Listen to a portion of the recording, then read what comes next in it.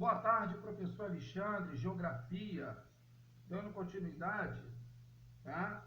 8º ano, Geografia, professor Alexandre, cenário 7, página 117, a esfera globalizada. Quais são o quê? Os organismos reguladores. Vamos lá? Vamos começar um por um? Vamos começar falando do Fundo Monetário Internacional, tá? É um organismo da ONU, tá? Com sede nos Estados Unidos. Qual é o objetivo do FMI, do Fundo Monetário Internacional?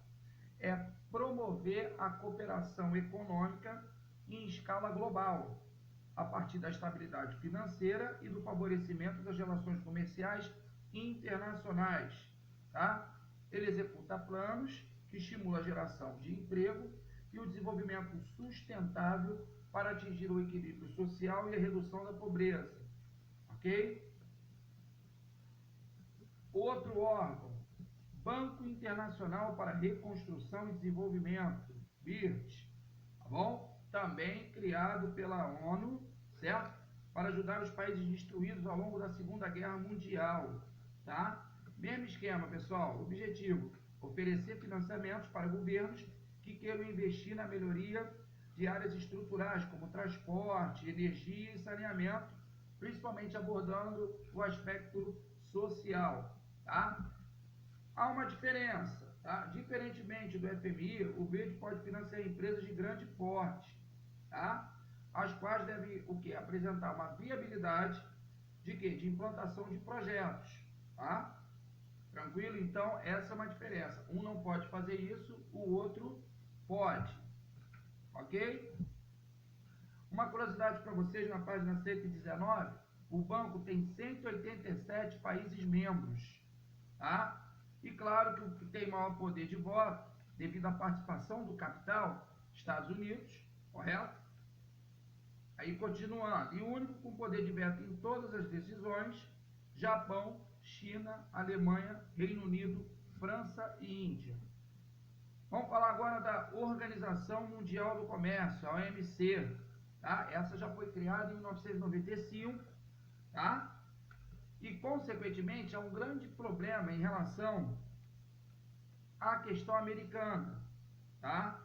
Porque isso afeta a questão das tarifas e comércio. E os Estados Unidos não é muito a favor, tá? Mas quais são as funções da Organização Mundial do Comércio? É de fiscalizar e regulamentar o comércio mundial, ok? Tranquilo? Inicialmente os Estados Unidos não aceitou, mas claro, tem que fazer parte do jogo e cada um usando o seu método de influência. Agora na página 119, a gente vai matar aqui uma curiosidade. O que é G7, G8 e G20? Bem rápido, pessoal. O G7 foi criado de maneira informal em 75, tá bom? Então são as economias capitalistas. Vamos lá. No período da Guerra Fria, mas deixa eu falar as 7. Estados Unidos, Japão, Alemanha, Inglaterra, França e Itália. Então esse é o G7, certo? Com o fim da Guerra Fria em 91, o G7 incluiu quem? A Rússia, certo? Entre os seus membros e passou a ser chamado de G8, certo? No caso é o G7 mais a Federação Russa, que é a Rússia, ok? Então já sabe agora o que é G7 e já sabe agora o que é G8, ok? Agora vamos continuar. Eu vou falar agora do G20, tá? Então o que aconteceu? Alguns países emergentes criaram esse grupo, ou seja, são aqueles países emergentes que não fazem parte do G7, do G8, mas fazem parte do G20, tá? Exemplos: China, Índia, Brasil, México, Coreia do Sul, Indonésia, Turquia. Deu para entender? Então, na verdade, é que é o grupo que já tinha, mais a inserção desses países emergentes, ok? Globalização e consumismo, pessoal, é o que eu falei para vocês. A globalização, ela está o quê? No mundo todo, e é um fenômeno de consumismo, certo? Da questão do consumo. Nos países desenvolvidos, Os elevados rendimentos levaram a sociedade a usufruir intensamente dos bens e serviços oferecidos. Tá? Isso acontece por publicidade, certo? Propaganda, e isso o que? Ativa a questão do consumo, promovendo o que? O bombardeio diário, o que? De modo de vida consumista. E na página 121, tá? O que acontece? O importante é o que? Vender para lucrar. A oferta de novas tecnologias cresce à medida que o tempo vai passando. E essa produção exagerada também resulta o quê? Numa grande quantidade de lixo, já que muitos produtos possuem um tempo curto de vida útil. Além disso, ao ampliar a exploração dos recursos minerais do mundo, o nível de poluição ambiental também aumentou. Tá? Tranquilo? Vamos lá. O que é o ideal, que está na página 121? É a questão do consumo sustentável, que envolve a escolha de mercadorias que são facilmente reaproveitadas ou recicladas, certo? Então, isso é importante, tá? É aquilo que você precisa comprar que é realmente necessário, certo? Então, isso aqui é a importância do consumo sustentável, ok?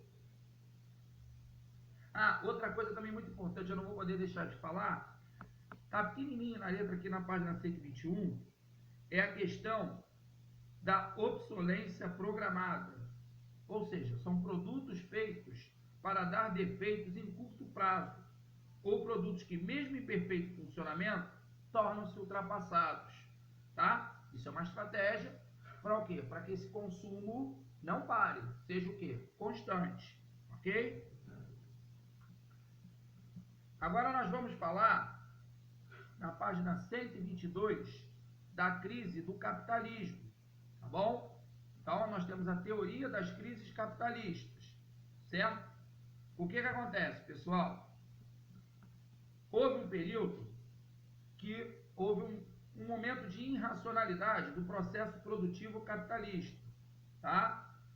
O que aconteceu? As pessoas não paravam para analisar se o produto precisava ser produzido ou não. Então, houve um período de superprodução. E o que aconteceu? Houve uma queda dos lucros e, consequentemente, as falências e os desempregos. Isso aconteceu muito relacionado à crise de 1929 na Bolsa de Nova York. Ok? Mas vamos lá.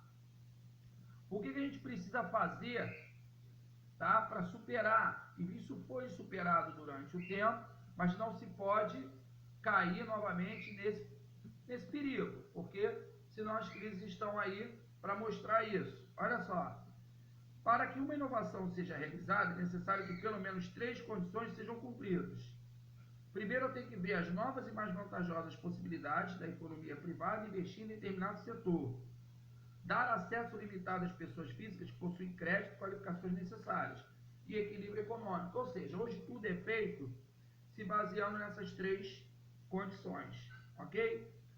Quais foram os momentos, aqui na página 123, de algumas crises e os seus desdobramentos? Houve uma crise muito forte em 2008 e 2009, que foi o quê? Uma especulação, tá? Pela procura de imóveis, pelo nível elevado de procura de imóveis, certo? Decorrente do crescimento da classe média mundial, que elevou o quê? O seu poder de compra e de crédito, certo? O mercado não tinha capacidade para atender isso tudo. A procura gigantesca e a pouca oferta estimularam o desenvolvimento sem precedentes de atividade imobiliária. Entendeu? E isso provocou o quê? Um grave desequilíbrio nos Estados Unidos. Que isso foi arrastado para o mundo todo. Certo? Diversos gigantes bancários foram à falência. Entendeu? Então isso foi uma crise sem precedentes na história do capitalismo. E isso já em 2008 e 2009. Certo? Continuando. Essa crise foi tão forte que eu vou falar para vocês na página 124 as consequências dessa crise. Vamos lá. Surgimento de aproximadamente 29 milhões de desempregados. Ampliação do subemprego e precarização do trabalho. Agravamento da miséria. Instabilidade política. Multiplicação das mobilizações sociais e ampliação do poder das ONGs. Redução dos investimentos nas áreas sociais em virtude do desvio de capital para socorrer as instituições privadas, quer dizer, o dinheiro que era para ajudar o aspecto social foi todo revertido para ajudar as empresas no aspecto econômico, tá? Desenvolvimento de novas relações de poder no cenário internacional, marcado pela multipolaridade, ou seja, a questão da divisão de um grupo maior de países em relação ao poder de decisão. O mundo agora não era só o quê? Bipolar. Existe um novo, né, surgimento de novos países nesse cenário. Enfraquecimento do que eu falei, ó, do FMI, da OMC e do BID, ou seja, esses órgãos que pregavam isso tudo, certo? Começaram também a cair em descrédito, porque não é bem, eu queria deixar para comentar isso aqui, não é bem do jeito que o livro colocou no início, a teoria é, mas não esqueça, pessoal, se você tem um fundo monetário, um banco, você vai pegar dinheiro, vai seguir o que o banco quer e, consequentemente, você vai pagar os juros. Tá bom? Isso acontece em qualquer lugar, ok? A ascensão dos novos centros de poder, BRICS, Mercosul, ou seja, esses países que eu falo, da questão da multipolaridade, e uma ampliação maior das relações comerciais entre os países pobres e emergentes. Ou seja, não só depender das grandes potências, também comercializar entre eles. Ok, pessoal? Finalizando, beleza, eu vou deixar uns exercícios da página 126, 127, 128, 129, 130, 131 e 132, ok? Eu vou deixar o gabarito, eu vou fazer um comentário na próxima aula, tá bom? Tranquilo? Matéria dada, gente. Um grande abraço, fiquem com Deus.